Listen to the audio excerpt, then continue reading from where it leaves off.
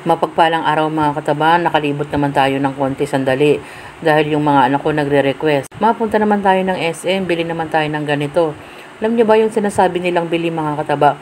Galing yung sa napamaskuhan nila. Kasi pag ganun yung bilang nanay, matatouch ka mga kataba na yung anak mo nagyayaya para hindi gumastos ng kung ano kasi yung pera nga nila na may konti silang na ano sa Christmas ganyan. So yun yung ginagawa namin minsan na sa tagal nga namin hindi nag-SM. Siyempre pagbibigyan mo naman sila, sige na anak, dagdagan ko na lang kahit na konti kung ano man yung pagkasyahin yung pera. Kasi hindi nga kami madalas nagpupunta dyan eh. Pag nag-shopping ka mga kataba, shopping lang ng shopping, dagdagan mo lang ng window. Pag sinabing window shopping.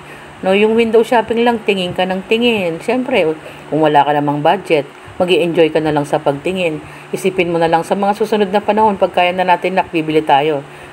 Ganun yung ginagawa natin. At huwag naman tayong masyadong malungkot dahil tama na yung nakapamasyal tayo kasama ng pamilya. Marami pa namang araw na darating at marami pang pagkakataon. O galing na kami ng SM, bumagsak kami ng RCS. Alam nyo naman si Mama Taba, wala nang ginawa na, ay makakasave tayo doon.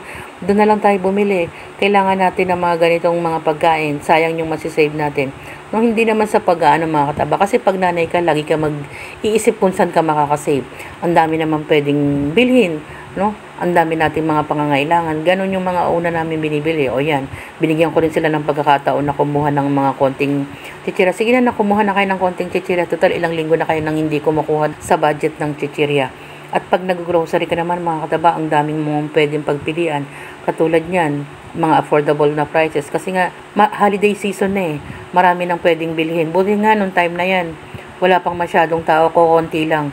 Siguro pag rush hour na o pag yung mga rush na araw na, punong-puno na naman yan. Kaya nga kahit pa konti-konti bumibili na ako mga kataba. Yung mga pwedeng idagdag na ipang sasahog. Hindi naman tayo kailangan maghanda ng marami. Yun lang kaya ng budget. Huwag nating pilitin yung hindi natin kaya mga kataba kasi mahirap. At meron pang susunod na taon. At ganun din naman na pagpasok ng taon, dapat meron pa rin tayong nakahanda or meron tayong pinaglalaanan. Huwag ubos-ubos mga kataba, lalo na wala ka namang uubusin. Kung kailangan natin magtipid din. At ang importante naman kung ano lang yung mapagkasya na mapagsasaluhan. Kung ano lang yung mahihain natin at magpasalamat tayo sa lumipas na taon. Ganyan yung ginagawa ni Mama Taba. At pagkaya na natin saka tayo bumili ng mga pwedeng dagdagan ng konti, mga bagay na hindi natin nabibili, saka na lang mga kataba. Meron pa namang susunod na panahon. Magpasalamat tayo kung ano yung meron. Yan ang simpleng araw ni Mama Taba, kasama ng buong pamilya.